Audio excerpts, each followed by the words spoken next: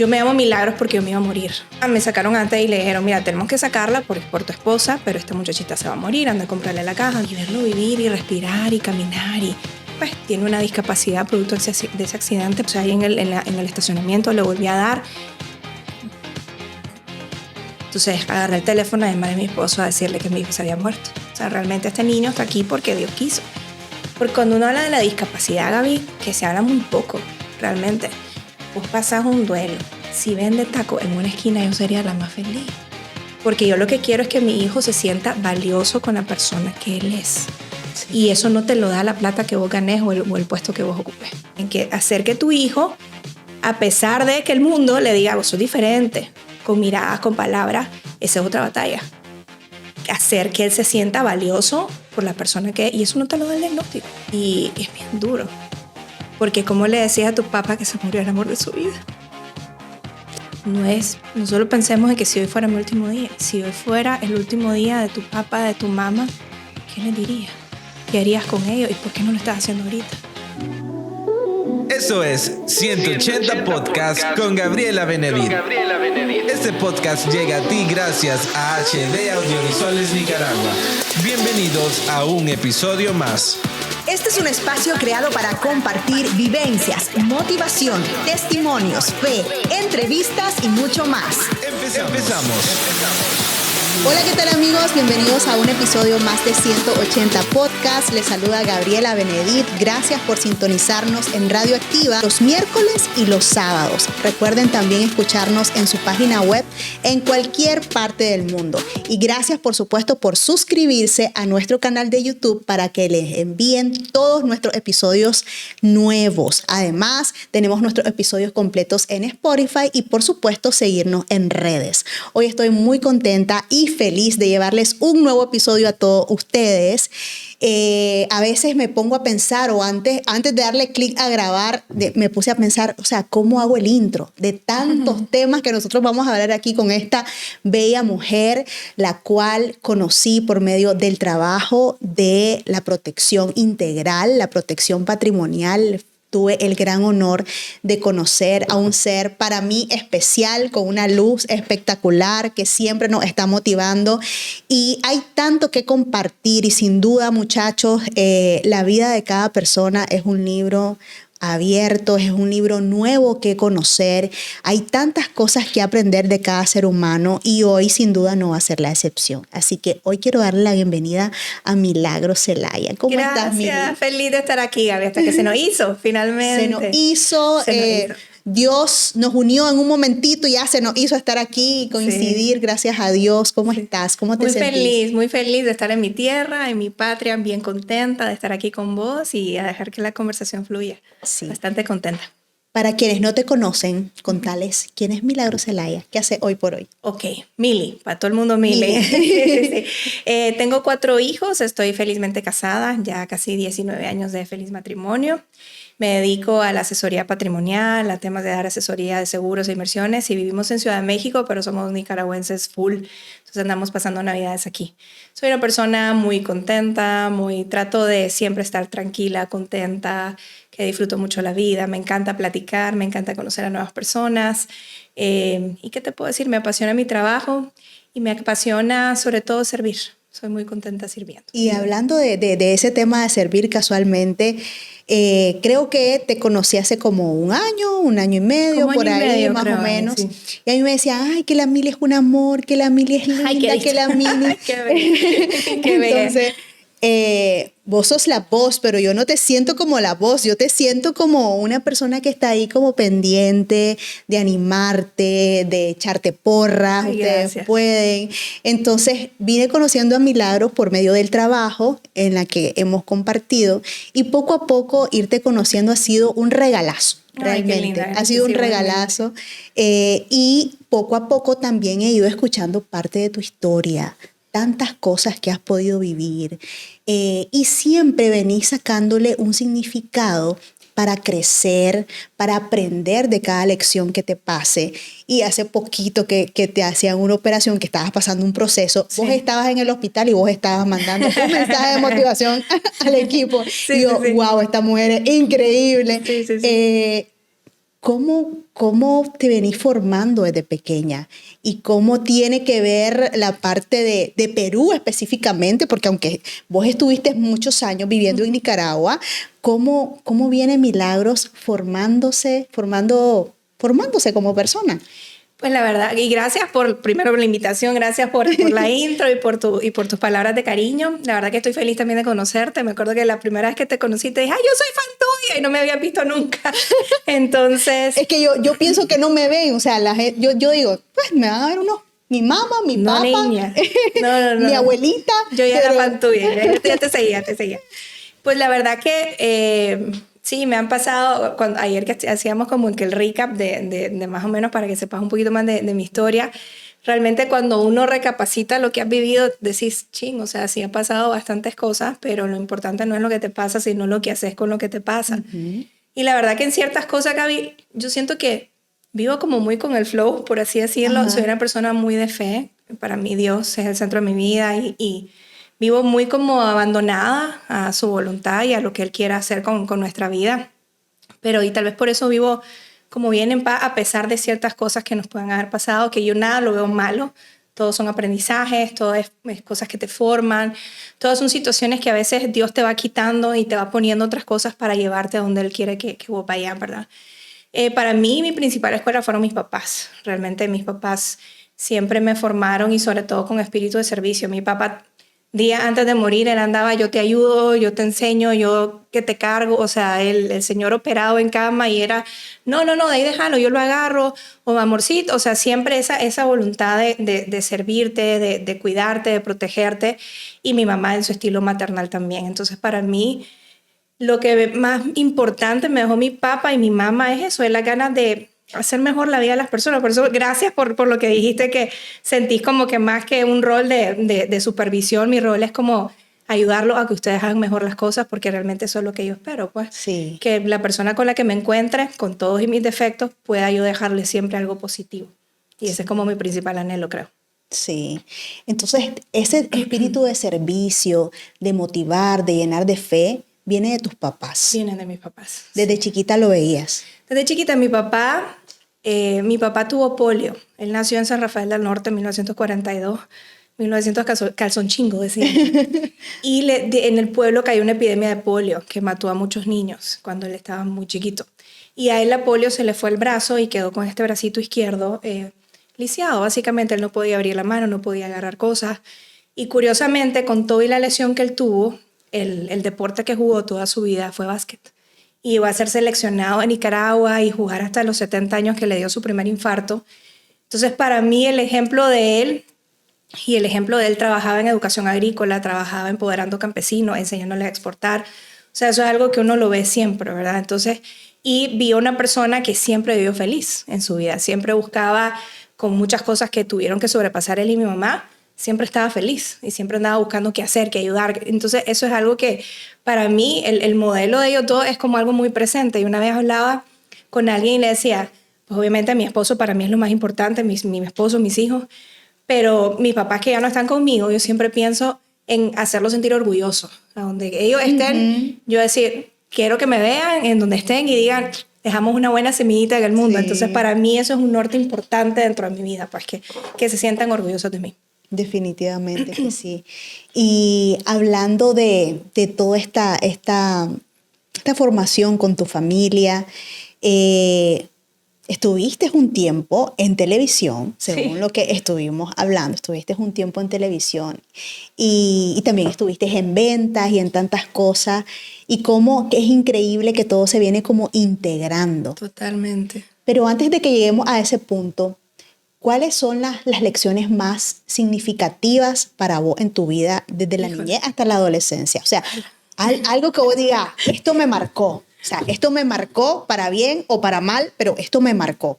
Ay, que son miles, Gaby, la verdad, porque la vida es lo que te va pasando cada día. Desde todo, desde el haber ido de Nicaragua muy chiquita, tal vez por eso siento que no soy tan apegada a cosas, porque hoy vivimos en México, antes vivíamos en Nicaragua, antes de eso en Perú. Entonces no soy muy arraigada a cosas. Para mí las cosas son cosas. Por ejemplo, en 19 años de casados nos hemos mudado 9 veces. y alguien de pronto, no alguien, varias gente me dice, otra vez se van a mudar, y para nosotros, sí, o sea, soy muy desapegada probablemente a las cosas, no a las personas, sino a las cosas. El ejemplo de superación de mis padres, pero para mí, ¿sabes qué? Dentro de todo lo que me ha pasado, es siempre que Dios, o sea, Dios cómo mueve todo, por eso tal vez trato de vivir tan en paz, porque lo que me ha enseñado todo, tal vez lo que he vivido en mis 43 años de vida, es que todo pasa por algo. Y todo pasa principalmente, yo siento que para acercarte a Dios y para devolverte a donde está Él. Yo me llamo Milagros porque yo me iba a morir. Realmente esa parte no sé si te la había compartido. Sí, y esa era una de las preguntas que yo tenía en mente. Yo dije, tengo que preguntarle de dónde viene el nombre de Milagros realmente. Yo me iba a morir cuando yo iba a nacer, en esa época, ¿verdad? Hace varias décadas. Hace poquito. Cuando yo iba a nacer, todavía el tema del RH negativo era un factor. Entonces yo era la tercera hija y como que los anticuerpos de mi mamá me atacaban. Ahora hay vacunas y hay mil cosas, pero en esa época no. Tus papás entonces tenían el mismo problema, ese mismo problema tuve yo, fíjate. ¿Ah, sí? Con mis hijos. Pero cuando van, o sea, mientras más hijos es peor. Entonces yo era la tercera. Sí. Y yo cuando nací, yo nací en el 81. En Nicaragua no había ni bancos de sangre, o sea, el país estaba un poco alborotado. Y le dijeron a mi papá, me sacaron antes y le dijeron, mira, tenemos que sacarla por tu esposa, pero esta muchachita se va a morir, anda a comprarle la caja, anda a hacerle todo. Entonces, me iba a llamar de otra manera, pero mi papá me puso Milagros, me ofreció a la Virgen, me llamó Milagro Guadalupe. Entonces me ofreció a la Virgen que si me salvaba, iba a celebrar a la Virgen. Y él tuvo que ir todos los días a Costa Rica a buscar sangre. Entonces, no sé qué proceso me habrán hecho, pero tengo una cicatriz aquí entre la pierna y la pelvis de este lado, porque me tuvieron que hacer un montón de transfusiones. Entiendo que nací con un tipo de sangre y terminé con otro. Entonces sí fue un tema bien complejo, pero pues gracias a Dios estoy aquí. Y por eso es que me llamo Milagros. Entonces para mí desde el momento en que yo nací, he visto cómo Dios pone todo en su lugar. Hasta para mí mi matrimonio. A Carlos lo conozco, Carlos mi esposo lo conozco desde el colegio. Él estaba en una escuela y yo en otra. Y el hecho que nos juntáramos como nos juntamos en un momento de nuestra vida y cómo fue, para mí también es que como Dios va armando las piezas de tu vida. E incluso el tema de Juan Diego, pues de mis 4 hijos, como vos sabés, Juan Diego se ahogó cuando tenía casi 2 años. Lo encontramos ya muerto en una piscina. Y cuando vos lo ves vivo, respirando, yo que lo tuve muerto, Gaby, o sea, yo lo tuve cargado muerto. A mí no es que me llamaron, no me contaron, o sea, yo lo vi a mi hijo sin signos vitales, como los ahogados de las películas deformes, lo tuve muerto en mis brazos, y verlo vivir y respirar y caminar, y pues tiene una discapacidad producto de ese accidente, pero cuando yo lo vi muerto, lo tuve cargado muerto, gritando, tuve que llamar a su papá a decirle que... ¿Cómo pasó eso? Cuando Juan Diego tenía casi 2 años, esto fue un 26 de noviembre, vivíamos en una casa que tenía piscina. Entonces ese día ya los niños creo que habían salido porque estaban todos en la casa. En ese momento eran 3, la chiquita no había nacido. Juan tenía casi 2, yo llegué tarde ese día a comer y me llevaron la comida, estaban mis hijos conmigo, me llevaron, como ya todo el mundo había comido, me llevaron la comida al cuarto. Entonces me llevan la comida y la nana se va con los 3 y se va Juan Diego. Yo me fui a cambiar y todo para comer pues sin la ropa de trabajo, y en lo que iba a comer oí un grito, escuché un grito, pero un grito de pánico desde el jardín, y yo pensé como se metieron a robar, porque hacía unos meses se habían metido a robar esa misma casa. Entonces salgo corriendo, y cuando salgo estaba la muchacha que nos ayudaba en la cocina dentro de la piscina sacando a Juan Diego. Entonces yo asumo en mi cabeza que Juan Diego se les acababa de caer. Entonces me acerco, voy corriendo a ver qué pasó, y la nana de Juan Diego lo está sacando así de los brazos, y cuando lo saca, lo levanta, y yo me voy acercando porque yo no veo bien de lejos, veo a mi hijo ahogado como en los noticieros, pues como los ahogados que ves que salen en las noticias, la cara inflamada, los ojos en blanco volteados, todo era un globo él, o sea, tanta agua que había tragado, los labios morados y la lengua de fuera. En ese momento, o sea, era un trapo. Entonces yo empiezo a gritar que había pasado, lo pongo en el piso, trato de sentirle signos vitales, no respiraba, no tenía pulso, no tenía nada. Digo signos vitales, lo que te enseñan en un trabajo o en la escuela, cuando te enseñan así, se da respiración boca a boca, porque nunca, es que soy médico, pues. Entonces lo pongo en el piso, le empiezo a dar respiración de boca a boca, y el niño, nada, es que era literal, era un muñeco. Entonces, en ese momento me empiezo a desesperar y ahí fíjate que sentí un dolor en el corazón, que es como el dolor de tristeza, el literal, se siente como... Impotencia, que no puedes hacer nada. Pero fíjate que es un dolor como que le hace on al dolor en el corazón. ¡Pum! Un dolor de, se me murió mi hijo. Y había sentido en ese momento, yo tenía 2 amigas que habían perdido a sus hijos en unos meses cercanos. Una en un accidente y otra por cáncer. Y es que pensás cosas, te lo digo, cuando estás viviendo un momento así, se te vienen un montón de cosas extrañas a la cabeza. Y pensaba, mientras yo batallaba por devolverle el aire a mi hijo, la respiración, pensaba, wow, esto sintieron estas amigas, este dolor sintieron. Mientras seguía batallando y batallando y batallando, y pues estaba las 2 nenitas que me ayudaban, estaba el jardinero de la casa, y todos atacados en llanto, pero a gritos, y yo tratando de resolver. Después dije, lo cargué, me acuerdo que dije, voy al hospital, y cuando agarré a Juan Diego, igual pensé como, me empecé a imaginar el entierro de mi hijo. En enero iba a entrar al kinder y me dije, ay, mi hijo, y empecé a pensar todo lo que mi hijo se iba a perder en su vida. Entonces sentís como y es el dolor, la urgencia, es el estar batallando por devolverle la respiración. Volví a tratar adentro porque estaba en la lucha en mi cabeza de, a ver, si lo llevo al hospital a este niño me lo van a meter a la morgue, de que llegue, pero yo no tengo ni idea de lo que estoy haciendo. O sea, estoy haciendo lo que vi en la tele, pero no sé qué estoy haciendo. Fui a traer, me acuerdo, mi cartera y me lo puse aquí. Iba como saco de papá, iba así. O sea, no había ninguna reacción. Antes de subirnos al carro, dijo, voy a volver a tratar. Entonces ahí en el estacionamiento le volví a dar. Entonces agarré el teléfono a llamar a mi esposo a decirle que mi hijo se había muerto. Entonces lo llamé y le digo, Juan Diego se murió. Juan Diego se murió. Y no, él no me entendía por mis gritos. Entonces me acuerdo que yo estaba en el piso haciéndole así y le dije que como no me entendía, ¿qué pasó? ¿Qué pasó? Y yo estaba así con el teléfono así y agarré el teléfono y le dije que Juan Diego se ahogó, Juan Diego está muerto. Entonces ahí me dice, ya voy para allá. Entonces, y la cocinera, la que había sacado a Juan Diego de la piscina, me dijo, doña Mili, síganle dando. Entonces le dije, aunque le quiebra las costillas, vámonos con todo. Entonces le volví a dar a todo esto, Gaby. Cuando yo oí el grito, a mí me había entrado una llamada que no contesté. Entre esa llamada y la llamada que yo le hice a Carlos, habían pasado 7 minutos. Más lo que Juan estuvo en la piscina, que no sabemos cuánto fue, pues, cuánto tiempo fue. Entonces, cuando le vuelvo a dar, y en una que le soplé aire, porque era lo que ves en la tele, le salió una gotita por la nariz. Y dije, por ahí es.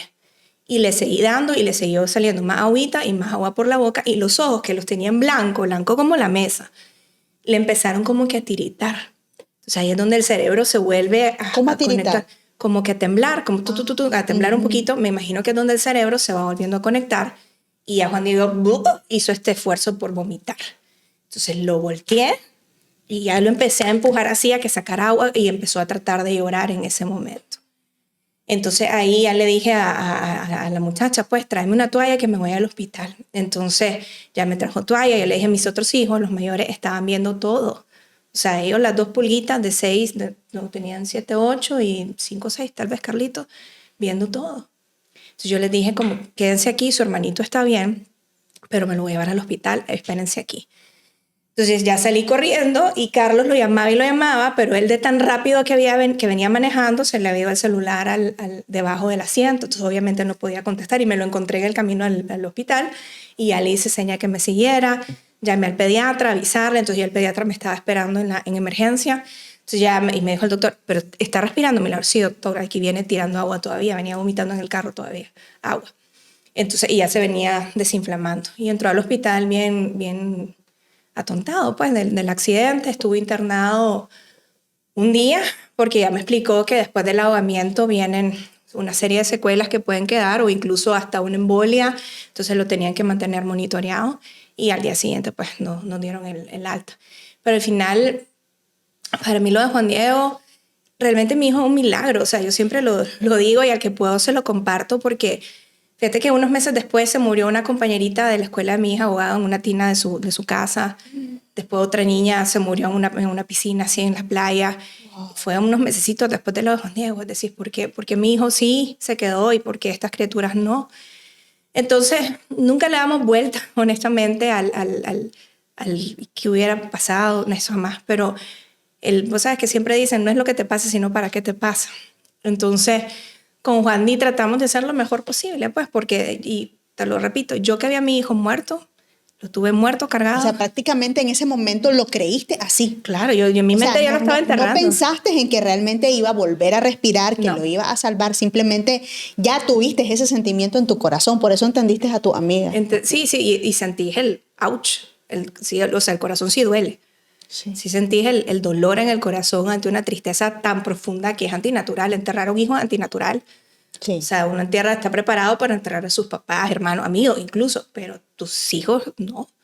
Es antinatura. ¿Y qué viene después de esto? Mira, fue una serie, pero nada más para como contarte el cuento completo. Uh-huh. Lo de Juan Di para mí sí fue un milagro full, porque fíjate que fue cuando él se va, lo que pasó fue que él se fue con la nana. Y la nana le dieron ganas de ir al baño y dejó al niño un ratito solo, pues entonces se fue al baño, dejó al niño solo, los accesos estaban cerrados a la piscina, pero nadie sabe quién dejó uno abierto y ahí fue que Juan Diego se fue. La muchacha que lo encontró no era ni su nana, era la señora que nos ayudaba en la cocina, que estaba en la tarde, ella veía su novela y estaba sentada viendo su novela y dice que ella oyó que alguien le dijo que saliera al patio. Entonces ella estaba sentada viendo su novela, dice que alguien le dijo andar al patio. Entonces ella se salió al patio y vio a Juan Diego, eso es lo otro, que Juan Diego estaba flotando, un ahogado se hunde, un ahogado no flota después, Juan Diego estaba flotando. Entonces me dice, doña Emilia, es como que alguien lo tuviera con la manito así, o sea, con la manito ahí sostenidito. Entonces ella lo encontró porque no es que andaba, ella sintió el llamado y llegó. Entonces cuando Juan Di, y lo curioso fue cuando yo comparto la historia de Juan Diego, y eso fue a las 3 de la tarde, fue un 26 de noviembre a las 3 de la tarde. Cuando yo lo comparto, lo de Juan Di, varias gente me dijo, no me vas a creer, pero yo estaba en tal lugar y me acordé de vos y me puse a rezar. Yo estaba entrando aquí, vi una imagen de la Virgen y me puse a rezar. Yo estaba aquí y empecé a pedirle a los ángeles de la guarda por los hijos de mi amiga. O sea, cosas muy extrañas fueron pasando que hicieron, yo siento que los ángeles nos dijeran y Diosito nos dijera, el Espíritu Santo, qué hacer. Porque incluso en un momento de pánico, una madre viendo que su hijo está muerto, como seguir batallando, seguirlo luchando. Incluso cuando nos fuimos al hospital, la última imagen que yo me acuerdo de mi casa es que yo voy retrocediendo para ir al hospital y veo a mis hijos que eran 2 pulgas, eran unos niños chiquititos. Se arrodillaron los dos de la mano y empezaron a rezar. Entonces, ¿qué niño a esa edad se pone a rezar?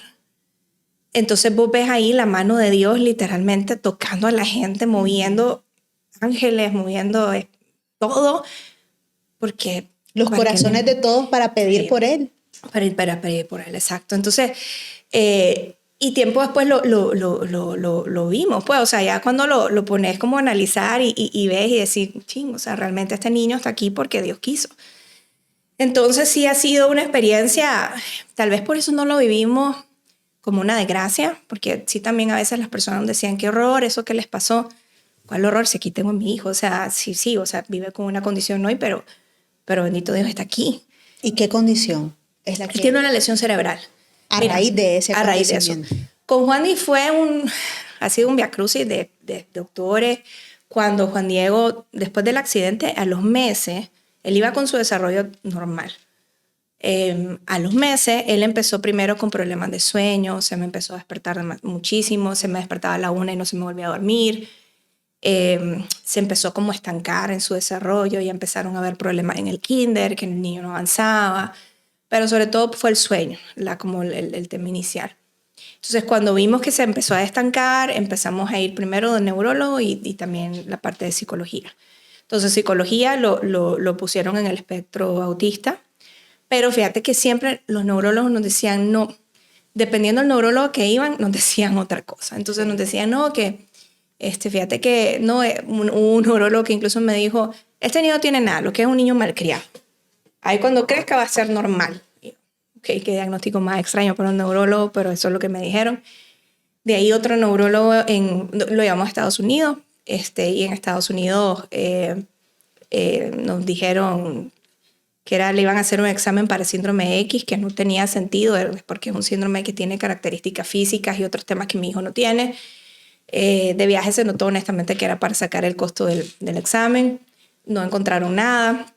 Después otro neurólogo de Nicaragua muy bueno lo vio y nos dijo, él tiene algo, dice, en las conexiones del cerebro. Fue el primero que le empezó a pegar.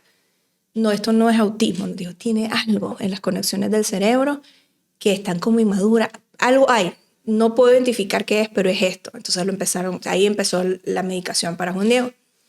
Y yo para el sueño le daba té de lechuga porque no dormía. Se me levantaba a la 1 de la mañana y no se me volvía a dormir. Y obviamente yo tampoco dormía porque estaba con él. Claro. Y en psicología al mismo tiempo nos decía igual, autismo, pero lo que nosotros en medio de, porque esto es un tema, cuando vos no sabes qué tiene tu hijo, vos estás desesperado por un diagnóstico. Claro. Pero lo que aprendimos es, ok, no tengo un diagnóstico porque no sé qué, o sea, me dicen aquí autismo, me dicen aquí otra cosa, me dicen aquí algo de las células del cerebro, las neuronas. Entonces, no sabes qué tiene. Entonces dijimos, ok, no sabemos qué tiene, vamos por áreas de mejora. Vamos cuáles son sus áreas de trabajo, sus áreas de mejora, y en base a eso vamos a trabajar. El diagnóstico, ni modo, ahí sabremos qué es, si es que lo vamos a saber, pero tengo un tema conductual importante, tengo un retraso en el desarrollo, tengo problemas de comunicación y tengo problemas de dormir también. No tiene nada sensorial y sobre todo la parte conductual era muy evidente pues que había un problema. Entonces empezamos a trabajar así, como en áreas de desarrollo. Pero sí esa parte es, porque cuando uno habla de la discapacidad, Gaby, que se habla muy poco realmente. Vos pasás un duelo, o sea, vos pasás un luto. Y la gente habla muy poco de eso, pero es literal, vos enterrás al hijo que pensaste que ibas a tener y tenés que darle la bienvenida al otro. Y el duelo en la discapacidad es bien difícil porque vivís un duelo, o sea, estás enterrando un hijo, pero al mismo tiempo no querés hacerlo ver como un sentimiento de culpa de que estás llorando el hijo que pensaste que ibas a tener y que ya no lo tenés, pero sí, ahí lo tenés. Entonces sí. es bien difícil para manejar cuando estás en ese proceso. O sea, a mucha gente le puede tomar años incluso, porque, y sobre todo que es un tema tabú, pues es un tema del cual no se habla mucho. Sí, porque ningún papá va a venir y te va a decir, ay, fíjate que mi hijo tiene este diagnóstico y fíjate que estoy trabajando de esta forma, que qué bonito sería que lo hablemos más, porque tal vez algo que vos estás haciendo con tu hijo puede funcionarle a otros papás también. Pero no se habla, porque te da pena, te puede dar vergüenza, te puede dar miedo, o te van a juzgar, te van a decir, no, yo lo hubiera hecho de tal forma. Y es que a veces también es hasta para proteger a tu hijo. O sea, la verdad que yo no pues es bien difícil para todos. La verdad que siento que cada quien vive su proceso y no hay que juzgar a nadie porque siempre hacemos lo mejor que podemos. Sí. Hacemos lo mejor que podemos y la verdad que ningún hijo viene con un manual. Sí. Y menos en la discapacidad. Sí. Y en nuestra experiencia, porque cuando vos tenés diagnósticos, por ejemplo, el síndrome de Down, tenés otro tema, parálisis cerebral, claro, dependiendo de los niveles, en el caso de la parálisis, pero vos sabés, ok, meteloterapia, todos los casos son diferentes, de nuevo, pero a veces hay ciertos pronósticos. El caso de Juan Diego es súper incierto y sigue siendo incierto el pronóstico.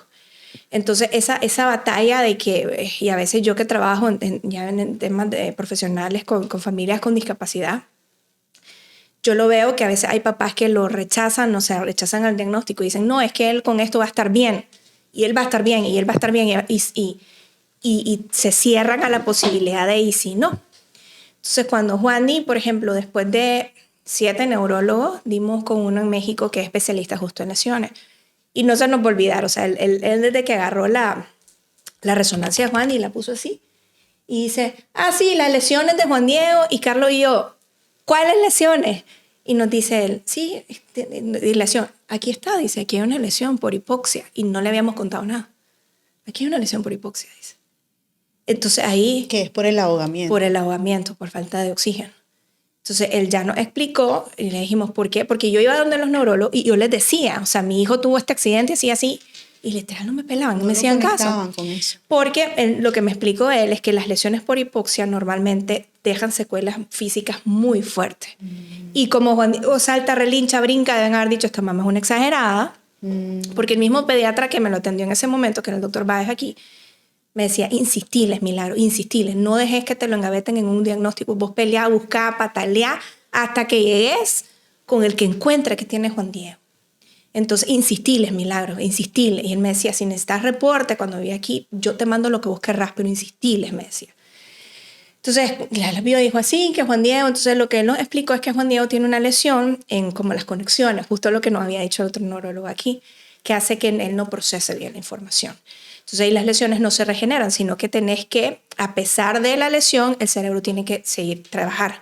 Entonces nos dijo en ese momento, mira, vos tienen que prepararse, que esperar lo mejor, pero prepararse para lo peor. Lo peor entre comillas. Esperar lo mejor es sigan trabajando con sus terapias, con su acompañamiento terapéutico, sigan con la medicación, sigan con todo lo que tienen que hacer, pero hay que prepararse con tiempo para pensar en que qué pasa si Juan Diego no va a poder tener una vida independiente. O sea, es algo con lo que nosotros tuvimos que hacer las paces.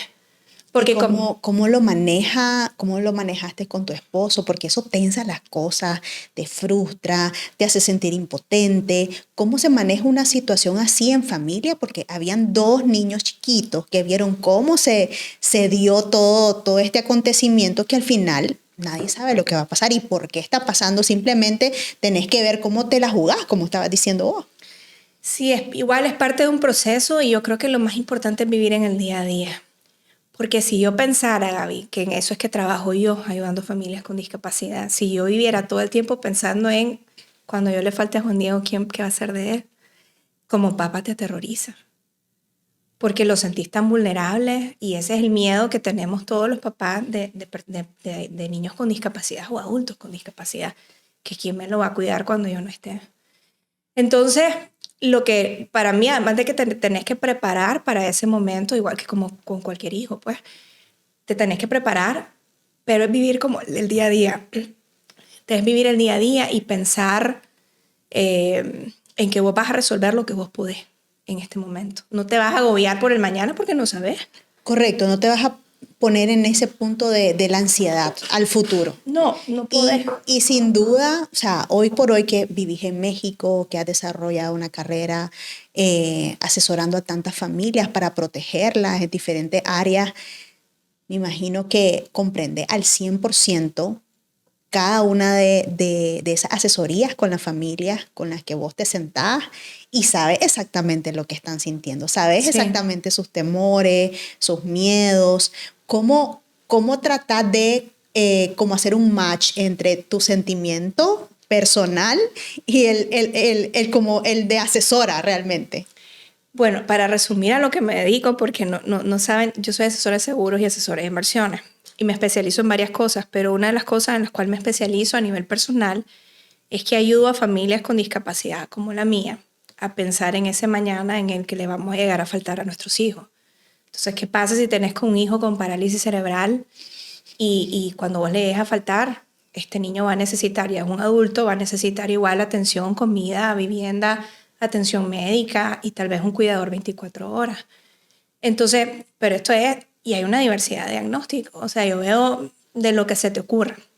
E incluso, o niños tal vez con un TDA muy fuerte o con un síndrome de Down o con autismo, que necesitan, que van a poder tener independencia, ciertos niveles de independencia en su vida, pero que necesitan los primeros años estar protegidos para que si el papá o la mamá lleguen a faltar, ellos sigan recibiendo, tengan los medios económicos para seguir recibiendo sus terapias y que no les haga falta nada para llegar hasta donde deben llegar, a pesar de que le haya faltado o su papá o su mamá prematuramente. Entonces yo realmente lo que yo hago pues en mi trabajo 1 a 1, primero siempre doy webinars, o sea, o doy conferencias donde les enseño el proceso de planificación de qué tenés que considerar cuando tenés un hijo o un hermano o alguien dependiente tuyo que tenga una discapacidad. ¿Qué tenés que considerar como proceso? Porque al final nunca nos enseñan a cómo sobrellevar los procesos en la muerte, que el testamento, que no sé qué. Entonces yo enseño todo el proceso y sobre todo pensando en familias con discapacidad. Entonces desde la parte legal, desde la parte como administrativa, les enseño qué tipo de documentos deben de llevar, etcétera. Y además la parte financiera. Entonces, de acuerdo a las posibilidades de cada quien, las conferencias las doy abiertas, pero ya como asesoría 1 a 1, ya la parte financiera, le enseño a cada quien 1 a 1 a cómo podemos diseñar ya sea con un seguro que yo le digo seguro de herencia, que es un tipo de seguro de vida que al heredar una suma asegurada les deja una herencia a tu hijo, que además está exenta de impuestos. O sea, les digo dependiendo de la situación, buscamos lo mejor para que puedan dejar un patrimonio a su hijo o a su hija con discapacidad para que puedan vivir sin carencia en el futuro. Porque lo que a mí me aterroriza y lo que nos aterroriza a todos los papás que tenemos hijos con discapacidad es que nuestro hijo vive en una carencia cuando yo no esté. Sabemos que va a tener una carencia porque no está el papá, la mamá, pero que no tenga una carencia económica. Y eso, Gaby, nadie lo habla. Nadie lo habla. Nadie lo habla. Y no hablamos de la muerte, no hablamos de ese proceso, esa etapa de vida que todos los que estamos vivos lo vamos a pasar, pero tampoco como te encasillas tanto, me imagino, en la mejoría de tu hijo, buscar un diagnóstico, sí. Porque imagínate vos con esas posibilidades de ir de un país a otro, cómo te ha costado encontrar un diagnóstico. Ahora una familia con pocos recursos, que no sabe dónde ir, que no sabe qué hacer, tengas o no tengas recursos, es difícil siempre buscar un diagnóstico exacto para tu hijo o para tu hija. Y entonces te encasillas tanto en ese punto de que tampoco pensás cómo puedes planificar. Exacto. Cómo puedes hacer para adelantarte un poquito más al futuro, pase o no pase, independientemente, pero es tomar una decisión previsora. Es que ese es el tema que cuando yo siempre les digo a mis papás, yo oigo a mis amigas platicar, por ejemplo, que cuando nos jubilemos nos vamos a ir a la playa todas juntas, y yo, bendito Dios. ¿Y con qué reales? Sí, con qué reales, exacto, ahí sale la asesora. Pero yo le pido a Dios, Gaby, una vida larga para cuidar a Juan Diego. Yo no pienso en mi retiro en la playa. Yo pido una vida larga para cuidar a Juan Diego. Y realmente, yo siempre le digo a mis papás, vivimos tan enfocados en el resolver, porque la vida en el mundo de la neurodiversidad, discapacidad, capacidades diferentes, como vos le quieras llamar, es bien difícil. O sea, son retos. Vos tenés tus problemas de adulto, de trabajo, pareja, familia, salud, etcétera, etcétera. Y agregarle los temas de tu hijo. Que me llaman en el colegio, que me lo van a correr otra vez, que no tengo cuidador, que no tengo monitor, que le dé una crisis de sueño, o sea, ¿y con qué voy a pagar las terapias? El rosario de cosas que vienen con un diagnóstico de lo que vos querrás.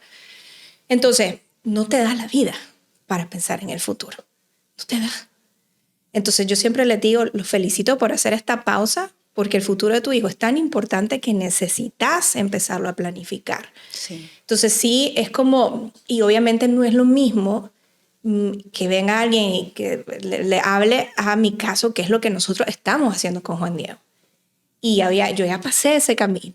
O sea, yo ya pasé, y dependiendo de la familia te encontrás con diferentes etapas del duelo. O sea, hay unos que ya lo superaron, lo maduraron, abrazan esa diversidad. Hay otros que no, que están en la etapa que todavía no. Entonces, cada quien lo mismo, lleva sus batallas como puede. Hay diagnósticos muy difíciles. Te digo que cuando ya lo empecé a hacer como asesoría full y empecé a dar los webinars y las conferencias full hablando de este tema de la planificación del futuro de un niño neurodiverso, de un niño con discapacidad, de un niño con capacidades diferentes, en las primeras semanas emocionalmente era bien difícil, porque te venían casos que literal vos decís, ¿cómo les ayudo? O sea, no tengo ni idea. O qué casos que vos decís, ¿cómo hace esta familia? O sea... Y ves tú, en mi caso tal vez no se compara. Es babosa, exacto. Entonces, y cada caso, por ejemplo, en nuestro caso, Juan Diego físicamente él es muy independiente. O sea, yo trato de alinearme en la realidad de cada quien, porque cada familia, es más, no son las mismas realidades económicas, de relación. Hay papás solteros, mamás solteras.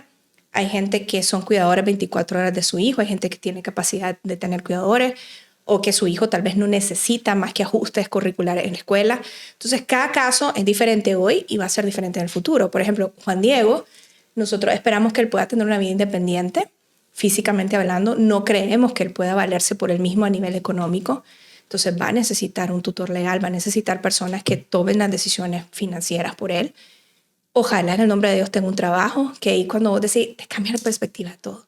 Antes vos querías el hijo buen alumno, el hijo que fuera gerente de una empresa o súper emprendedor, no sé qué, y ese es tu sueño para tus hijos. Y con Juan Diego, en su pronóstico, pues que no sabemos qué va a pasar, si vende taco en una esquina, yo sería la más feliz. Porque yo lo que quiero es que mi hijo se sienta valioso con la persona que él es. Sí. Y eso no te lo da la plata que vos ganes o el puesto que vos ocupes. te lo da el sentirse bien, el sentirte bien con vos mismo. Y eso es lo que nosotros queremos para nuestro hijo. Y eso es otra batalla, también construir su autoestima, que a pesar de la burla, de la risa, de la crítica de otra gente, que siempre está el niñito en el parque que le dice niño tonto, niño feo, niño retrasado, niño mongolito, siempre. Y eso en el país donde sea, siempre hay gente así. Entonces, que él, a pesar de, se sienta valioso por la persona que es y que tiene una familia que lo respalda, que lo queremos, que lo valoramos, que lo apreciamos. Entonces, esa es otra batalla también, que hacer que tu hijo, a pesar de que el mundo le diga, vos sos diferente, con miradas, con palabras, esa es otra batalla. Hacer que él se sienta valioso por la persona que es, y eso no te lo da el diagnóstico, te lo da por tu corazón. Definitivo. Y también por ser feliz con lo que él está haciendo. Entonces, volviendo al tema de la planificación, si Juan Diego pudiera tener un trabajo de lo que sea, en México obviamente hay bastantes oportunidades. Hay una librería famosa que se llama Office Max. Hay un muchacho con síndrome de Down que ha ganado empleado del mes quién sabe cuántas veces, porque es lo máximo atendiendo. Entonces, lo máximo, una dulzura. Entonces, si Juan Diego pudiera trabajar en una librería, una papelería, empacando en el súper, vendiendo tacos, reparando lo que sea, por mí la más feliz. Pero obviamente tengo que dejarle un colchoncito financiero para mantener sus terapias, para mantener que yo sé que ese salario no lo va a poder cubrir y para mantener el estilo de vida que yo espero que él tenga, ¿verdad? Entonces, yo me enfoco mucho a trabajar en el 1-a-1. Sí es un tema que los tengo que acompañar en el proceso dentro de mis limitaciones, pues no soy psicóloga, sino que simplemente entender, escuchar y como mamá y como asesora darles como la experiencia de lo que hemos hecho, pues. Así es. Y sin duda es vivir un día a la vez, no hay una receta perfecta, no hay una familia perfecta con un diagnóstico, es una lucha diaria, lo entiendo perfectamente, pero sin duda te ha aportado gran parte para poder entender a muchas familias, acompañarlas, ayudarlas y asesorarlas, que es muy diferente cuando alguien lo vive. Total. Y te acompaña a cuando alguien no tiene idea de lo que vos estás pasando, te comprende muchísimo mejor. Y hablando de diagnóstico, hay otro diagnóstico importante en tu familia con tu mamá, sí, que lo viviste y que tampoco se habla. Sí. Me gustaría que me contaras un poco de eso. Mi mamá, los últimos 10 años de su vida vivió con Alzheimer, que yo te decía que para mí es la enfermedad más dura que puede haber, porque estás perdiendo a un ser humano en vida. Estás perdiendo a tu mamá, pero sigue viva. ¿En qué momento comenzaron a identificar los síntomas? Porque se le olvidaban las cosas, se enojaba muy fácil, porque obviamente en ese diagnóstico ellos se dan cuenta. Se dan cuenta de que se le están olvidando las cosas. Ella misma. Siempre. Y ella te lo dijo. Se molestan porque se molestan con la situación. O ponerle, no falta nunca el típico que uno también lo dice, mamá, pero ya le dije. Entonces eso es como, ellos es como echarles a la herida de que sí, se me están olvidando las cosas. Entonces mi mamá empezó con eso, como que, como dicen en México, se le iba la onda, pues, o sea, luego empezó a dejar de hablar y es porque no pueden seguir las conversaciones. Entonces, un mecanismo de defensa es que se van a retraer. Entonces se retraen y se aíslan mucho. Entonces ella pues tenía su grupo de amigas que se veían una vez a la semana, dejó de ir a esas cosas. Pero ella entonces, a raíz de que comienza a perder la memoria, no puede entablar conversaciones con nadie, seguir. Entonces ella como mecanismo de defensa no habla. Empezó, se retrae. No es que no hablaba del todo, pero no podía seguir las pláticas. Okay. Pues. Entonces ya, sí, fueron 10 años pues que empezamos a ver y todos nos quedamos como, se le están olvidando las cosas a mi mamá. Que una cosa es Alzheimer y también está demencia senil, pues no soy neurólogo ni psiquiatra, pero también, y ya con la edad se te olvidan las cosas, pues, o sea, obviamente son cosas que pasan. Se nos olvidan algunas. Exacto. Entonces empezamos a notar que ya era muy fuerte, pues, que se le iba, uno se acordaba. Luego empezó a decir cosas como imprudentes. Entonces ya te empezó a llamar la atención, ¿verdad? Entonces, y mi papá la cuidaba mucho y la andaba protegiendo. Entonces ella, no tiene nada, es normal, es la edad, no sé qué, y la seguía sacando, la llevaba donde las amigas, pero ya hubo un punto después con los años que ya se volvió inmanejable. Perdón, y la llevamos a un neurólogo, pues le digo diagnóstico de Alzheimer, es que de volada la veías y te dabas cuenta, pues ya le dio el diagnóstico de Alzheimer. Y mi papá, fíjate que nunca lo aceptó. Él Hasta el último día de su vida, él soñaba con que su negra, pues le decía a la negra que la negra se le iba a arreglar. Y el pobre, ay, me partía el alma porque siempre decía, ya viejito, decía, ay, yo voy a llevar a tu mamá en lo que venda la casa, la voy a llevar a Estados Unidos para que la cubren. O sea, él la cuidaba. Qué es lo que lindo. esto del duelo, cada quien lo vivía a su manera. O sea, mi papá lo vivió su duelo de ver a su esposa deteriorarse cuidándola. No aceptó nunca el diagnóstico, pero la cuidó. ¿Y ella en algún momento perdió el norte de quién era quién o sí reconocía a su familia? Mira, ya el último año, sobre todo los últimos meses, mi mamá muere de neumonía, de una complicación. Bueno, eso es otra vez. Ya vamos a llegar ahí.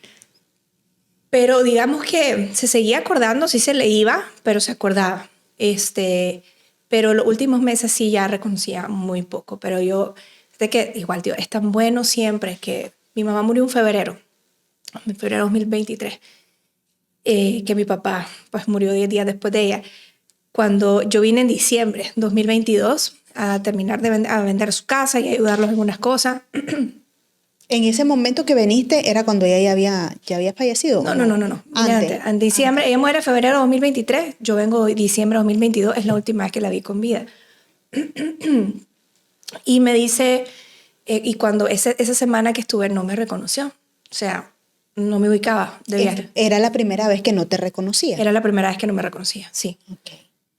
Y no me reconoció del todo, pero fíjate que Dios es tan bueno que me permitió despedirme de ella, porque cuando yo me iba al aeropuerto, que yo me fui a despedir de ellos, ella estaba en su cama, en su cuarto, y cuando entré, estaba. Lo veía en los ojos, que estaba ahí ella, su cabecita estaba. Uh-huh. Y me acuerdo que le dije, mamá, ya me voy, no sé qué, y se puso a llorar. Y yo dije, ahí está mi mamá. Entonces, y me agarró el brazo y no me lo soltaba. Entonces, y yo aproveché a despedirme de ella. Y por eso para mí eso fue un regalo, porque yo me despedí de mi mamá, no del cuerpo. Me despedí de mi mamá. Estaba presente. Ella estaba ahí. Entonces le empecé a agradecer por lo buena madre que había sido, por lo buena abuela que era, por quererme tanto, por cuidarme, por todo lo que le agradeces a una madre. Sí. Aprovechando que ella estaba ahí. ¿Sentías vos en tu corazón que podía pasar algo? Sí, sabía. Sí sabía, como que sentía que ya no le iba a volver a ver. Y si la volvía a ver físicamente, no sé si iba a estar su cabecita ahí, su mente ahí. Entonces logré despedirme de ella y me agarraba duro, que ay, vieras qué difícil fue soltarla. Pues tenía un avión que me estaba esperando, ¿verdad? Soltarla y dejarla sabiendo de que tal vez ya no la volvía a ver. Entonces sí, es una enfermedad súper dura, la verdad, y es una enfermedad que la sufre no solo el que la padece, sino la sufre todas las personas alrededor. O sea, porque está la persona, pero no está. Entonces es un duelo que vivís y luego viene el duelo de enterrar. Entonces sí es una enfermedad súper dura y no me imagino la batalla interna que debe vivir la persona que no sabe ¿y quién es? Y que, o sea, imagínate la angustia, el miedo, el enojo que te debe producir, que tu cabeza no sabe ni qué estás haciendo. ¿Vos siempre has sido así desde chiquita como con esa parte de tu fe, de ser compasiva, de servir? ¿Siempre traía eso o lo fuiste aprendiendo? No sé. Pues qué bueno que me lo decís, gracias. No sé. Cuando estabas pequeña, ¿qué te decían? Mili, vos vas a hacer esto, vos vas a estudiar esto, vos sos buena para esto. ¿No te lo decían? Cállate, que hablas mucho, me decían, porque hablas mucho. Comunicadora. Sí. No, fíjate que no, nada. Y cuando llegas entonces donde tu mamá y ella no te reconoce por primera vez, vos, su hija, ¿qué sentiste? Sí, es bien duro. También, mira, como yo vivo en México, pero yo hablaba con ellos todos los días. Entonces yo siempre los llamaba, porque hay otra cosa. O sea, mi mamá tenía los cuidados físicos que le podíamos dar. Mi papá nunca quiso que me pusiéramos enfermera. Hasta una vez que casi se nos muere él, le metimos la enfermera. Venga, pues se las tuvimos que poner, ni le preguntamos. Él la quería cuidar. Él la quería cuidar. Entonces metimos enfermera para ayudar en el cuidado y que fuera un descanso para él. Y yo lo llamaba a diario porque, más que por mi mamá, por mi papá. ¿Por qué? Mi mamá yo sabía que a veces no me reconocía, pero mi papá es el cuidador. Era el cuidador y eso tampoco se habla de los dolores que como cuidador tiene la persona que está cuidando a la persona con Alzheimer o el cuidador de una persona con discapacidad o el cuidador de, o sea, la persona que está en el día a día pasa mucha carga emocional. Sí. Entonces con mi papá, yo lo llamaba a diario, entonces claro que veía el deterioro. Y después que yo me fui en 2019, vino pandemia, no pude venir. Yo me fui embarazada de la última chiquita, de Milu, de Milagros. Me fui embarazada de ella, nació a los 3 meses de estar en México, 6 meses, vino pandemia. Entonces estuve, digamos, 2 años sin venir. Pero ya cuando pude venir, sí trataba de venir 2, 3 veces al año y el último año vine 5 veces. Porque ya sabía que se me iban a ir, ¿verdad? Entonces trataba de venir lo más que pudiera, aunque sea 2, 3 días, para verlos, para estar con ellos y cuidarlos y tratar de acompañarlos. ¿Y cómo un hijo se prepara el corazón para perder a su papá? ¿Cómo te preparas? ¿Qué haces? Porque aunque es difícil, es parte de la vida. Es parte de la vida. Sí, que es bien difícil porque no nos gusta pensar en la muerte, a ninguno. Y aunque sabemos que nuestros papás se van a morir, todos nos vamos a morir, no queremos pensar en eso. Y es una parte bien dolorosa verlos desgastarse, verlos cómo se van apagando y que ya no son los mismos y no sabemos cómo manejarlo. La verdad que yo te lo decía, pues como la pregunta típica es ¿qué harías si hoy es el último día de tu vida? El último día de tu vida, sí. Pero la pregunta es ¿qué harías si hoy fuera el último día de la vida de tu papá o de la vida de tu mamá? ¿Qué les dirías? ¿Por qué no se los decías ahorita? Entonces, yo viendo el deterioro de mis papás, Gaby, después de México, pero hablando con ellos, cuidándolos a la distancia, yo veía el franco deterioro, pues. Mi mamá con su Alzheimer, que iba los últimos meses como carreta en bajada, se iba deteriorando mucho. Luego mi papá tuvo los últimos 10 años, vivió con temas de corazón muy fuertes, pero mi papá era, donde lo veía, él tenía algo. O sea, él seguía vivo por amor a mi mamá, nada más. Él tenía temas de corazón, ya solo le funcionaba 1/3 del corazón, tenía falla renal, tenía 100,000 cosas más y lo último es que le diagnosticaron cáncer de mama. Y el cáncer de mama, ellos fallecen los dos en febrero del 2023 con 10 días de diferencia. A mi papá en octubre del 2022, o sea, unos mesecitos antes, lo diagnostican con cáncer de mama y ya después empezó a sangrar por todos lados. O sea, ya se le había regado el cáncer, no había nada que hacer. ¿Cómo vas a tocar a un señor así? Lo descubrieron el cáncer de mama en él, pero ya no se podía hacer nada. No, ya no se podía hacer nada. Y además con falla renal, temas de corazón. No le hicieron quimioterapia, No, nada. es que no puedes hacer nada. O sea, le tocaba otra cosa. Wow. Y entonces sí fue, él empezó ya con el tema del cáncer y ya empezó a desvariar. Y cuando mi mamá, este diciembre yo los veo, diciembre de 2022, que vine porque los teníamos que mudar de casa. Ellos vivían en una casa inmensa con desniveles. Entonces mi papá se había caído 10,000 veces porque era un señor enfermo, o sea, ya en la última, y él seguía caminando y seguía mandando con una fuerza de voluntad que cómo lo parabas. O sea, mi papá no iba a ser el señor que se iba a morir ahí tirado en la cama, jamás.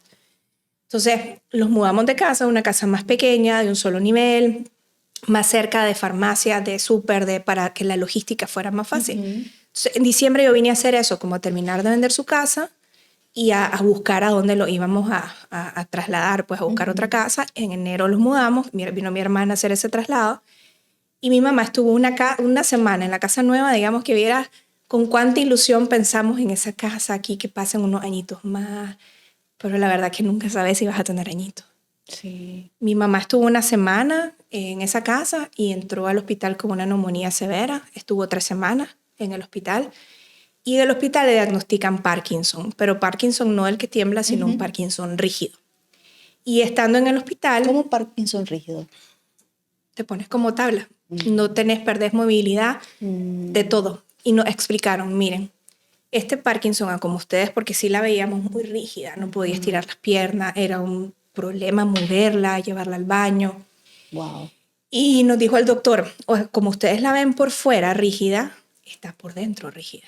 Sus órganos. Entonces, vos normalmente, ahorita que me estoy muriendo de la alergia, mi cuerpo está moviendo saliva, flema, etc. Tu cuerpo también. El cuerpo de ella ya no, porque está rígido. Entonces, ella tiene toda esa flema que se le pega, que el moco, saliva, eso se le va a estar infectando constantemente y por eso le va a estar dando neumonía. Entonces, a ella la tienen que aspirar cada 3 horas, una manguera. La van a tener que aspirar, esa va a ser su nueva vida. Ella la logran sacar de esa neumonía No había pasado el COVID. Sí, cómo no, esto Ya fue estaba. 2023, febrero de 2023. Ya había pasado el COVID, no le dio nada en el COVID, Imagínate. bendito sea Dios. Entonces ella sale del hospital, está 3 semanas, sale del hospital, sale con un alta que dice posibilidad de reinfección nula. O sea, ella sale bien.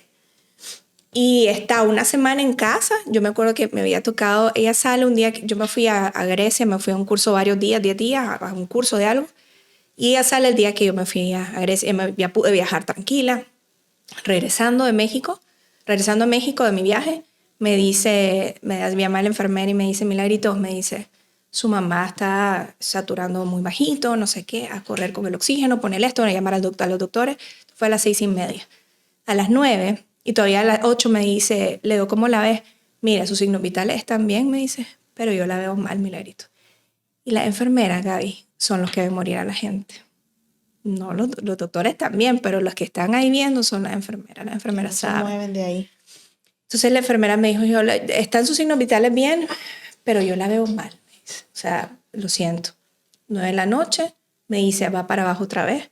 9:30 me llamó y me dijo, se está quedando. Entonces, y es que el día antes, yo me acuerdo el día antes de que ella falleciera, me llama la enfermera, estaba regresando yo de viaje, me llama la enfermera y me dice, Milagrito, no sé qué hacer, me dice, porque la estoy aspirando, le toca respirar el tubo para adentro, jalándote flema. Qué difícil. La estoy aspirando, pero su mamá le sacó sangre y le sacó pellejo. ¿Qué hago? Llamo al doctor y me dice, lo tienen que seguir haciendo porque no pueden dejarle eso adentro. Mira, Gaby, yo colgué el teléfono, estaba Carlos enfrente, estábamos en mi cuarto, no se olvida, Carlos estaba sentado en la cama y me senté al piso a llorar. Porque no querés ese sufrimiento. Claro. Para nadie, menos para tu mamá. Sí. Y yo me senté al piso a llorar. Y yo, Señor, llévatela. Llévatela. O sea, ya, ella no se merece eso, llévatela, por favor. Y al día siguiente pasa eso pues me llama ya cuando empieza el deterioro, que ella estaba perfecta. O sea, si vos me preguntas a mí, ¿de qué se murió tu mamá? No sé. Porque simplemente sus signos vitales empezaron a disminuir. Ahora o sea, de la nada. De hecho, cuando llamamos a los doctores, pero si tu mamá estaba bien, ¿qué pasó? No sé cuánto. O sea, no entendía. Simplemente se le fueron apagando, o sea, fue dejando, se le empezó a bajar la saturación y el corazoncito se le fue quedando. 9:30 me llamó la enfermera y me dice, ya se está quedando, y me dejó el speaker. Y hasta, pues ya escuché cuando ya no tiene latido, la trató de revivir, y ya ¿Y tu dijo, papá estaba al lado de ella? Sí, estaba al lado de ella, pero mira cómo es Dios, Gaby. Mi miedo siempre era como él vivía para mi mamá. Yo decía, este señor le va a dar un infarto cuando mi mamá se muera de la impresión. Y él tenía días sin dormir, porque estábamos batallando las dos cosas, la crisis de mi mamá y las crisis médicas de mi papá. O sea, mi mamá estuvo en el hospital 3 semanas. Mi papá, él seguía con todos sus problemas de salud, que seguía manejando, que le tuvimos que desconectar los cables del carro para que ya no pudiera salir. Porque él seguía manejando y era un peligro. O sea, iba a matar a alguien o se iba a matar él. Le desconectamos los cables del carro porque no había manera de pararlo. ¿Qué le dijeron? ¿Se dañó? No sirve el carro, ¿qué paseaba? Vamos a traer al mecánico, quién sabe cuándo. Pero él aún así se salía a la calle a buscar que el taxista lo llevara. ¿Y a dónde iba? Al hospital a ver a mi mamá. Antes a nada, a cobrar su pensión, a saber a dónde. Y nos pasó que hay gente que también se aprovecha. Mi papá iba al banco, sacaba dinerito y regresaba sin un peso porque estaba otra gente esperándolo en otros lados a sacarle dinero. Entonces hay gente que se aprovecha de las personas que no están en sus cabales, pues. Entonces, pero cuando mi mamá fue al hospital, lo que hicimos fue que con un taxista que lo pasaba trayendo siempre a la misma hora, lo llevaba y luego lo pasaba recogiendo para dejarlo en casa. Pero el señor llegaba, y es que era impresionante, impresionante.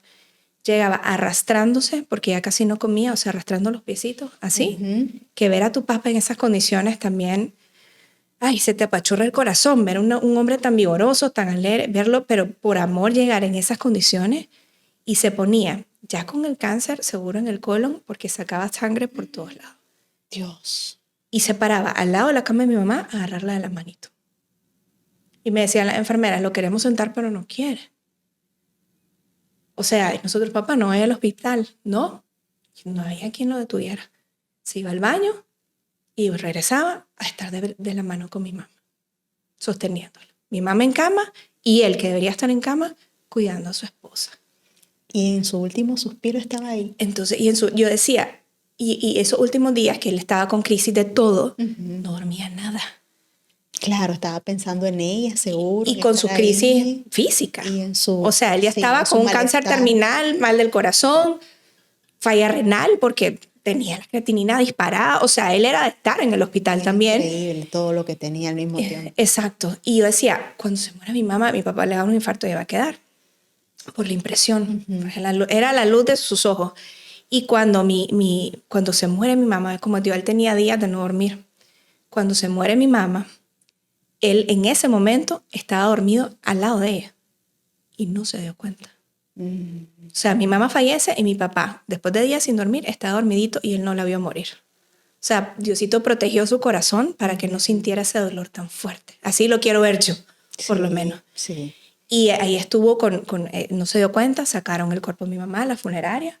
Y se él despertó, no se dio cuenta. Se despertó cuando sacaron el cuerpo. Dice las enfermeras que cerraron el portón y en ese momento él abrió los ojos. Y la negra. Entonces la instrucción que les dimos, mis hermanos y yo, fue no le digan nada hasta que nosotros lleguemos. Okay. Entonces, en ese momento, pues, y volviendo al tema de mi mamá, yo creo que ella era una persona muy de fe. Mi papá y mi mamá eran súper creyentes en Dios, personas de súper fe. O sea, realmente tenían un corazonzote que, por eso te decía, yo no le tenía miedo a la muerte en el caso de mis papás. Porque decía, son tan buenos que ¿a dónde más se van a ir? O sea, ¿por qué le van a tener miedo a Dios si le han servido toda la vida? Si son tan buenas personas que... ¿Cómo le voy a tener miedo a la muerte para mis padres? Y es parte de lo que les viene para ellos, que ahora le viene su recompensa. Encontrarse con Dios. Sí. Entonces, y mi mamá, yo siento que ya, o sea, no sé de qué se murió, ni los doctores, porque simplemente se le paró el corazón. Y no fue un infarto, dejó de respirar y se le paró el corazón y ya, se fue. Entonces ya venimos, pues todos mis hermanos, somos 3, mis 2 hermanos y yo vivimos fuera. Realmente nosotros los cuidábamos a la distancia y ellos estaban cuidados por una especie de nanita y por enfermeras, pues. Entonces, cuando mi mamá muere, viajamos. En ese momento tenías que avisar con 72 horas antes de entrar a Nicaragua y la manera más fácil de hacerlo era por tierra. Entonces, yo volé a Costa Rica y entré por tierra y entramos al mismo tiempo mi hermano y yo. Mi hermano vino al día siguiente y ya fue decirle a mi papá. Y yo me vine sin boleto de regreso porque yo sabía que mi papá se iba a morir. O sea, yo compré boleto de venida de México a Nicaragua y no había comprado de regreso. Porque yo le dije a Carmen, me dice, ¿cuándo volvés? Mi amor, mi papá se va a morir. Entonces, y yo sentía como que le va a dar un infarto, no sé. Entonces yo, incluso, mi mamá murió un jueves, yo vine sábado en la noche con mi hermana y el domingo en la mañana nos levantamos a hablar con mi papá, a decirle que mi mamá se había muerto. Ahí llegó un padre a darle la extremunción, que me decía gente como... ¿Por qué le vas a dar la extremunción si no se va a morir? No sé, fue extraño, porque yo sentía eso, como algo, no sé. Entonces le dimos la extremunción y ya fue difícil que él entendiera porque ya estaba ya como bien malito de su cabeza, que entendiera de que mi mamá ya no estaba. Y ahí fue impresionante porque ese mismo día dejó de caminar, ya hablaba un poco arrastrado, pero empezó a dejar de hablar más claramente. Y a los 2 días entró en una especie de coma. Enterramos a mi mamá un lunes. Nosotros, es más, habíamos puesto las misas y todo cerca de la casa para que mi papá fuera a las misas. O sea, pero mi papá se movía. Mi papá se movía, mi papá hablaba. O sea, estaba muy deteriorado, pero se movía, o sea, podía trasladarse. Sí. Y nosotros pensamos en hacer la misa y todo cerca para que mi papá fuera... Pensamos, obviamente, que iba a estar en el entierro. Pensamos en que iba a estar en todo. Y no fue nada porque no pudo. O sea, él ya dejó de caminar, dejó de hablar... Y él el martes entra en una especie de coma. ¿Él dijo algo antes de entrar a esa coma? O sea, ¿lo entendió? ¿Entendió que tu mamá ya no estaba? Sí, lo entendió. Lo entendió, después se le iba. Y otra vez volverle a decir, entonces lo volví a entender. Y es bien duro. Porque ¿cómo le decías a tu papá que se murió el amor de su vida? Sí. Pero qué amor tan... lindo hasta el final. Sí. Vos me decías en una de las pláticas que teníamos, ellos son mi ejemplo de un amor sacrificado hasta el final, de un amor puro. Sí, exacto. Porque al final, ¿Era una pareja perfecta? Para nada. O sea, cero, por supuesto que no. Pero cuando vos ves a esos dos viejitos cuidándose hasta el final, decís, todo tiene sentido. ¿Me entendés? Y eran personas tan buenas con sus defectos, pero es una entrega, pero absoluta. Y sí, te digo, cuando le enterramos a mi mamá, que él no pudo ir, nos vio entrar a todos de regreso a la casa, todos de negro. Y se volvió a acordar. Y él estaba esperando a mi hermano porque no lo había visto y entre la alegría de ver a mi hermano, pero cuando nos vio de negro, se volvió a acordar que mi mamá se había muerto. Y verlo llorar y decir, mi negra, llorando. Por lo mismo, era su todo. O sea, al final, a veces, por ejemplo, las mamás cometemos el error de entregarnos tanto a nuestros hijos, pero con el que vas a envejecer es con tu esposo, con el don que tenés aquí al lado. Sí. Entonces, era su todo. Era su negra. Entonces, el amor de su vida que ya no está y era la razón de su vida. Entonces, es como bien duro. Entonces, él cuando se da cuenta y lo entiende y lo asimila, es prácticamente como que es una velita que la vas apagando. Literal, se fue apagando. Hasta que se fue con ella. Sí, porque yo no sé si fue una decisión consciente, no tengo ni idea, pero mira, hay muchas parejas, muchísimas parejas que pasan así. Sí. Que han estado juntos tantos años, tantos siglos, 30 años, 50 años, no sé. O sea, hay tantos ejemplos que yo también he visto que, o sea, el caso de tus papás es bien particular porque fueron 10 días de diferencia. Sí, 10 días. Mi papá entra en coma, digamos que en coma un martes. Jueves, fíjate que andábamos en el cementerio comprando el ataúd. Mi hermano se iban ese fin de semana. Ellos habían comprado ida y vuelta en ticket, pero veíamos que se iba deteriorando. Jueves estamos en el cementerio, en Sierras de Paz, comprando el ataúd, y me llama el enfermero y me dice, milagrito, resucitó Lázaro. Me dice que no se me olvida, resucitó Lázaro. ¿Cómo? Le digo. Aquí está su papá tratándonos a todos, dice. Aquí está armando guerra, dice. Entonces se va mi hermano. ¿Lázaro se llamaba tu papá? No, se llamaba Augusto. Lázaro como el de la Biblia. Lázaro, como Lázaro de la Biblia. Se llamaba Augusto. Bueno. Resucitó Lázaro, me dice. Entonces se va mi hermano porque nos faltaba hacer un trámite en el banco. Ajá. Porque eso es todo eso. No sabes toda la preparación que hay cuando alguien muere sin testamento, que las propiedades... O sea, es un relajo, las cuentas, o sea... Y nos faltaba un trámite de una firma de mi papá. Entonces mi hermano se lo llevó al banco, que la última foto de mi papá es, imagínate, recién levantado de un coma, sentado con mi hermano manejando y mi papá que lo iba dirigiendo por todos lados para ir al banco. Y él iba viendo la calle y viendo todo. Regresando en la noche, volvió a entrar en coma, que ya no despertó. Que ahí se fue quedando. Pero para mí fueron regalos. Porque la muerte ninguno la puede evitar. Pero el haber estado ahí para cuidar a mis papás, que fíjate que yo digo, mi papá estuvo ahí para cuidar a mi mamá y mi mamá con su muerte nos trajo a nosotros, sus hijos, para cuidarlo a él en su muerte. Y el hecho de estar ahí, de cuidarlo, de acompañarlo, le cantábamos, acompañarlo, yo me sentaba con él a rezar, a cantarle sus canciones. Y ahí, estar ahí con él y hablarle y agradecerle 10,000 veces si era necesario lo que los días nos alcanzaron para agradecerle, para decirle que lo queremos mucho. Fue un regalo, Gaby. Fue un regalo porque no todo el mundo tiene esa enorme bendición. Por eso la pregunta que te hacía, no solo pensemos en que si hoy fuera mi último día, si hoy fuera el último día de tu papá, de tu mamá, ¿qué les dirías? ¿Qué harías con ellos? ¿Y por qué no lo estás haciendo ahorita? Porque la verdad es que no sabemos. O sea, todo eso que uno les quiso decir, a veces se te mueren y no te dio oportunidad de decírselo en vida. Entonces, para mí eso fue un regalazo, podérselo decir a mi papá y también a mi mamá meses antes. También, sí es cierto. Fue un regalazo. Entonces, cuando ella vuelve a entrar en coma y ahí se empezó a deteriorar muy fuerte, pero nos dijeron los doctores, mira, puede ser que dure 2 semanas, 3 semanas o hasta un mes así, apagándose. Y yo ya tenía 20 días fuera de mi casa. Un poquito más, tenía 24 días fuera de mi casa. Yo había volado el 2 de febrero y era como 23 de febrero. Mentira, ajá. Entonces empiezo a considerar mis hijos, tengo 4 hijos, estaban enfermos. O sea, mi casa, México, porque era lo que te decía. Tu papá se está muriendo, tu mamá se murió, tu papá se está muriendo, pero tu vida sigue. te siguen pasando cosas que tenés que atender. Y es bien difícil. Sí. Entonces les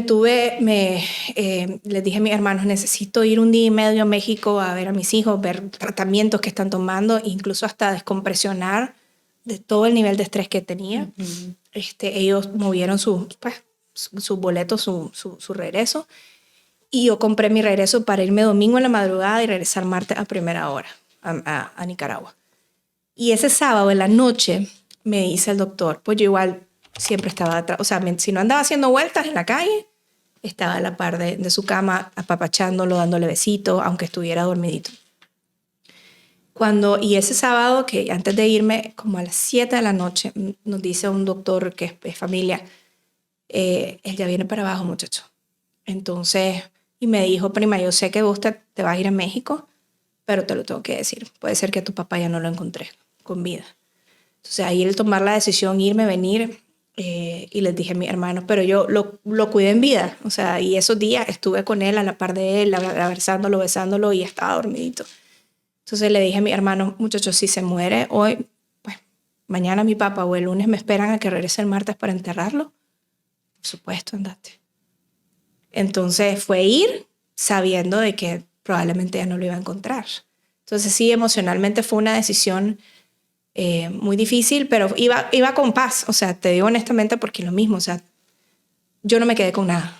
Exacto, para mi papá. Tenías la tranquilidad en tu corazón de que estuviste ahí con él, que lo honraste en vida, que lo amabas, que le dijiste todo lo que necesitabas decirle, y creo que comparto ese sentimiento con vos de no quedan pesares. No queda nada pendiente. Y cuando vos ves que esas cosas pasan tan así, decir, la voluntad de Dios, o sea, ya lo ves perfecto. Y yo me fui, esa madrugada no dormí, porque obviamente las últimas horas que estuve en Managua estuve acostada con él. Ahí estuve viéndole, porque es impresionante cómo se van chupando. Vos le veías la sangre pasar por las venas, o sea, le veías las venas como latiendo aquí. O sea, impresionante cómo se fue chupando.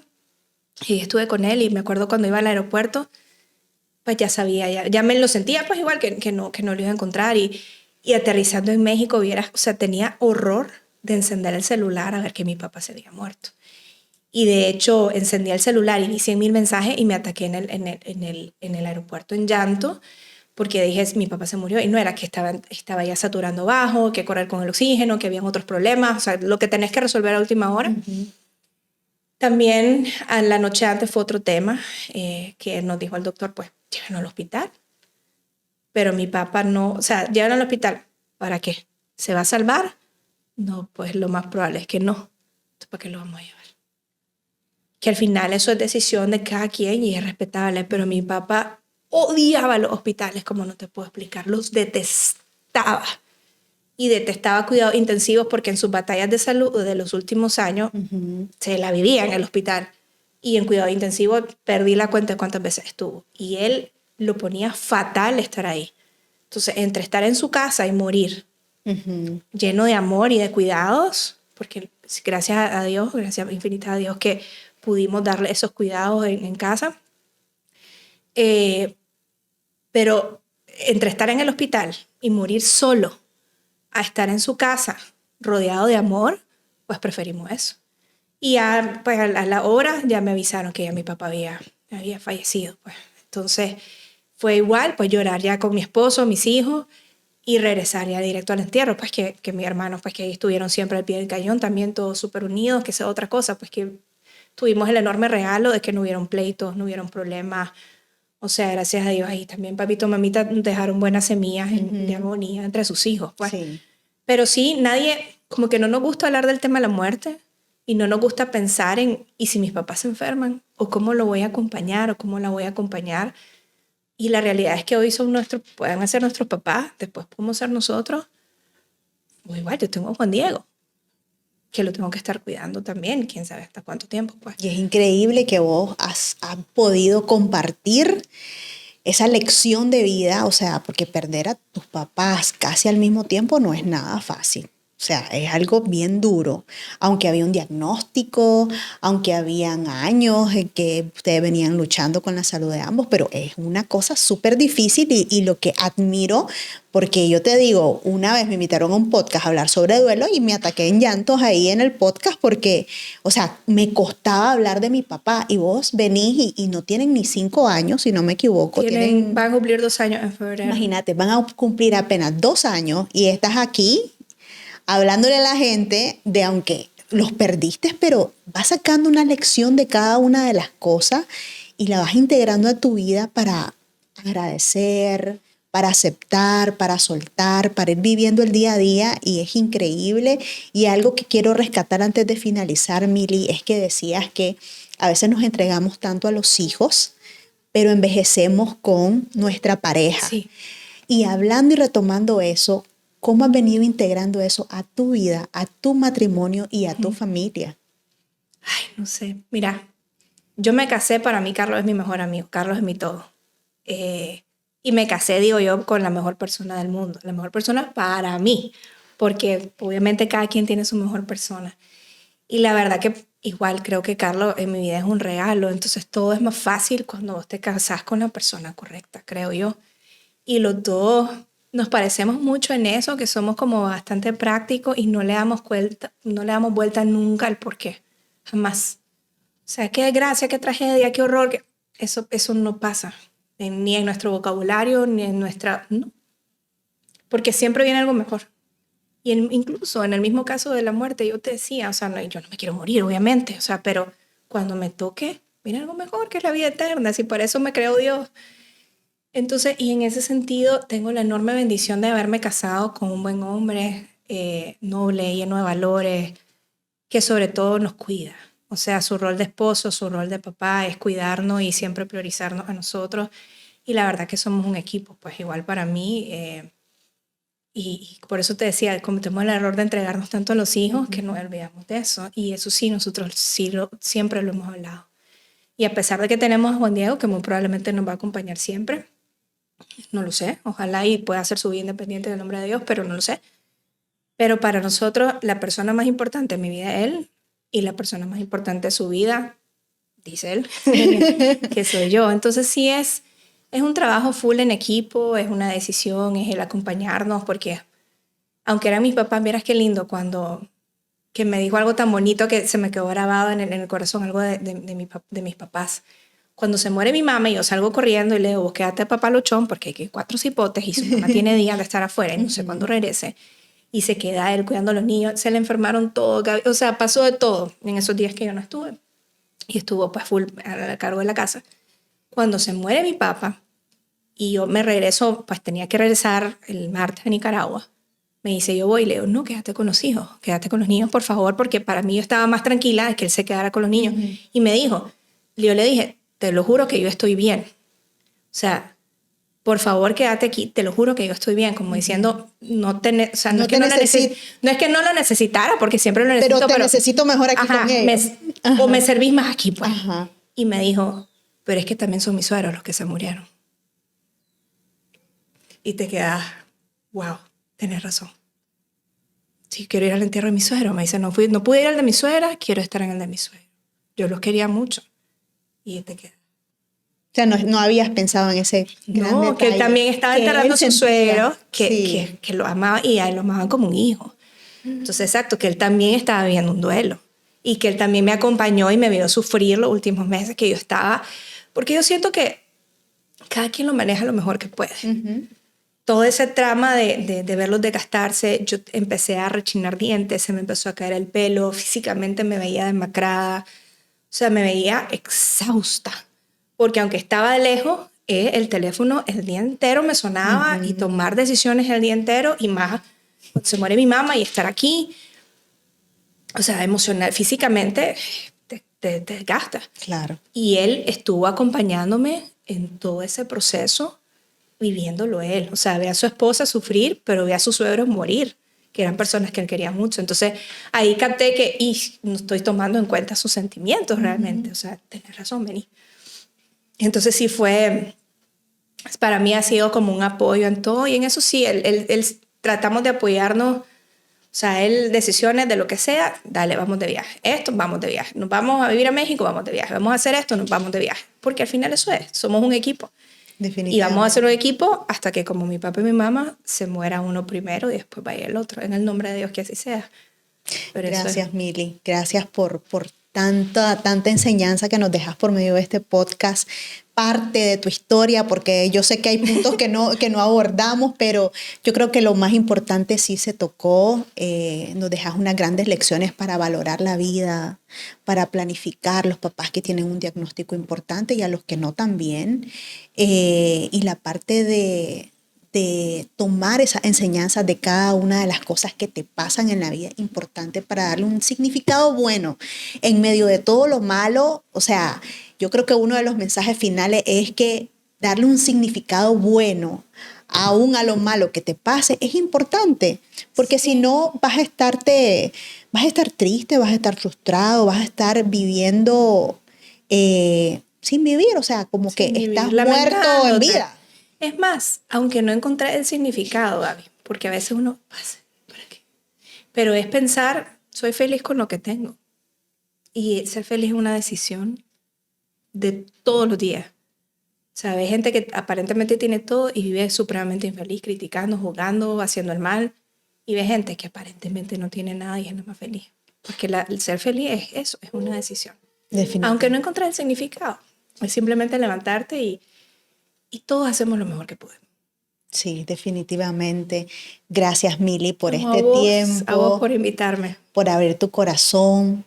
Sorry que lloraste, pero yo sé que... No, pero yo lloro, o sea, que pasó la mosca y me fui a llorar con la mosca. Sí, yo soy llorona. Sí, fueron temas, o sea, que yo sé que te mueven el alma, pero al final dejan un gran mensaje para quienes sí tienen a sus padres, para quienes sí pueden abrazarlos, hay que decirle cuánto lo amamos.